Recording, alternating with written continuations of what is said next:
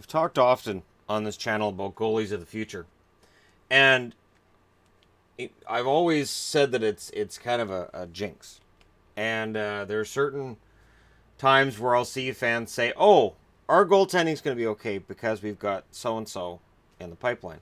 Good example of that is Thatcher Demko in Vancouver, and I think Thatcher's got the size, he's got the reflexes, he's got everything it takes to be a successful goaltender in the NHL. The problem is goaltenders are extremely hard to predict, and that's what today's about.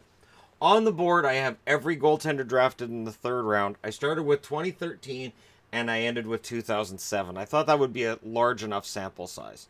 Just to give an example of how, while the draft with forwards and defensemen's kind of a crapshoot, goaltenders, wow.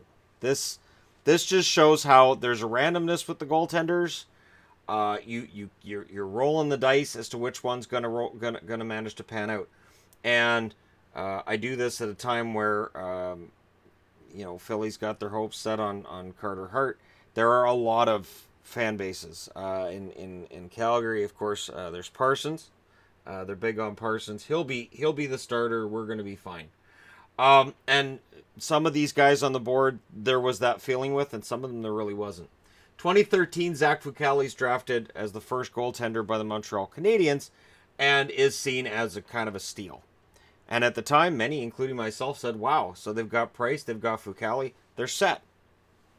When Fucale's ready to become a starter, Price will be on his way down, they're set.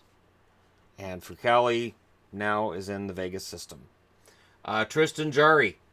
Not a whole lot said about him at the time, and there's been hype that's been up, down, sort of. And I'm still not sure if Jarry eventually is a starter or what he is, but in limited action over the last couple of years, he's looked pretty good. Philippe DeRoche of Dallas. Nope. Eric Comrie of Winnipeg. Jury's out on Comrie as to whether or not he's going to end up being a full-time NHLer.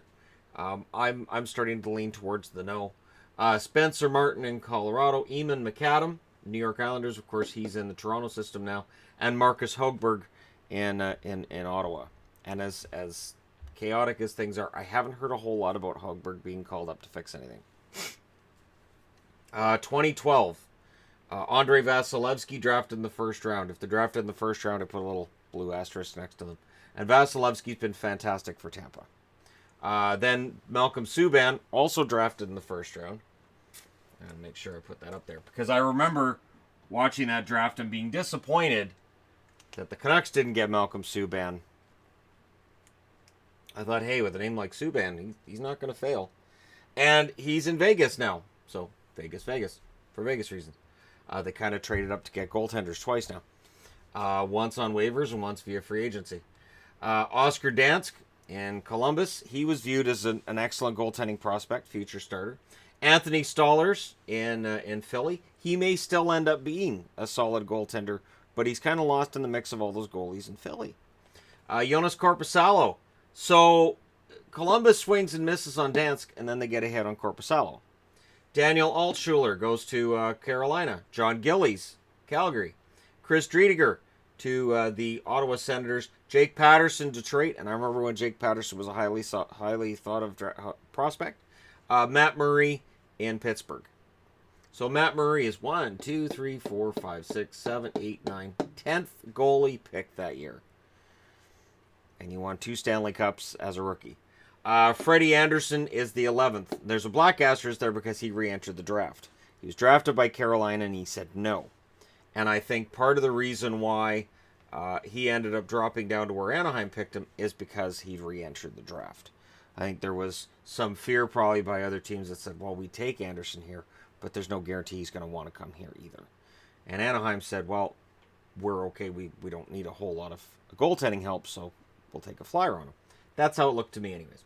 2011, your top goaltender drafted, Magnus Hellberg by Nashville. Right after him, the next player taken is John Gibson in Anaheim. It's kind of a whoops. Christopher Gibson is then taken later in that round by the LA Kings, and Chris Gibson was highly thought of at the time as well. Samu Perhonen is drafted by the Oilers. David Honzik by Vancouver, and there was a collective who when the Canucks drafted him on the Canucks message board. And Jordan Bennington went to St. Louis, and at different times, Bennington's been seen as potentially being a solution to some of St. Louis's goaltending problems. 2010, in the first round, Jack Campbell's drafted by Dallas, infamously. For me, it's infamous, anyways. Never was going to make it in Dallas, goes to LA, and he's been pretty good for LA. Mark Vicentin is drafted in the first round that year by Arizona, then Phoenix. That's a no. Second round, Calvin Pickard's taken by Colorado Avalanche. Kent Simpson by the Chicago Blackhawks. And then Scott Wedgwood is taken in the top 3 rounds by New Jersey. And Wedgwood was seen at certain points as he's going to end up being a guy who helps New Jersey. And this is kind of why I'm doing this. And I'm going to make kind of a series out of this. So I'm going to, talk about the top 3 rounds. And then I'm going to talk about goaltenders who are steals in another video. And I'll talk as well about goaltenders who are currently starters and how they got there. I think that's an interesting video idea. Hopefully. People know I love talking about goalies. 2009, Mikko Koskinen's your top drafted goaltender. He's now, of course, in Edmonton. Robin Lehner. It didn't work out for him in Ottawa very well. He passed through Buffalo. Now he's with the Islanders. Anders Nilsson. And this reminds me, too, of how with Nilsson and Koskinen in the system, a lot of Islander fans felt pretty darn good about their goaltending for the future. That they had Nabokov in net, and they had all of these young goaltenders that were going to come in. And, Islanders were fine in goal because all these guys are going to come in. And then they all left the organization. Igor Bobkov, taken by Anaheim. Matt Hackett, taken by Minnesota. Matt Hackett has kind of... sort of a Kevin Weeks in how he's been handled, because he's been seen as the goalie of the future wherever he goes, and it really just hasn't worked out for him at the NHL level. He's had his moments, but not enough of them to stick around. Adam Morrison in Philly, and then Mike Lee, drafted in the 3rd round by the Arizona Coyotes. Again, this is to show just how hard it is to draft. So when people say, "Oh, why don't they just draft a goalie?" This might be why. 2008, first round draft pick of Nashville, Chet Pickard. Chet Pickard, Calvin Pickard. I've occasionally been known to mix the two up. The difference is Calvin's in the NHL, Chet is not. Chet has never been in the NHL. And Chet was seen as kind of a sure thing when Nashville drafted him in the first round that year. The Nashville Predators, a team very solid with developing goaltenders and maintaining their goalies, and Pickard just never panned out. And then at the end of that first round, Tom McCallum is drafted by the Detroit Red Wings. And of course, Detroit fans will know how McCallum's turned out. Jacob Markstrom's drafted in the 2nd round by Florida. Of course, he's now with Vancouver. Jake Allen in St. Louis. Tyler Beskorowany, taken by Dallas. Then Peter Delmas by Colorado. Michael Hutchinson, taken by Boston. There's a trivia question for you. Who drafted Michael Hutchinson? I'll bet you a lot of people would think Winnipeg. There'd be a lot of people who probably go, Winnipeg. Because they just wouldn't care. And Boston's the answer. I care. Marcel Cousineau is drafted by Anaheim. And along with Bobkov, that kind of shows that Anaheim's goaltending, drafting of Anderson and Gibson, they've also made their mistakes as well as their victories. And Jacob DeSaris is drafted by Philly that year. 2007. This is quite the list. Joel Gistet is drafted first goaltender off the board. Second goaltender off the board, Antoine Lafleur, drafted by the New York Rangers. So Arizona and the Rangers. I looked up Lafleur because I'm like, I have to look this kid up. His last season was 2007, 2008, I believe. In the QMJHL, and he didn't go anywhere after that. And I thought, with the name Antoine Lafleur, that's a great name. Wonder what happened. Trevor Cann for Colorado. Don't say Trevor Can't. That's not nice. He's had a decent run, minors and whatnot, just not an NHL level goaltender.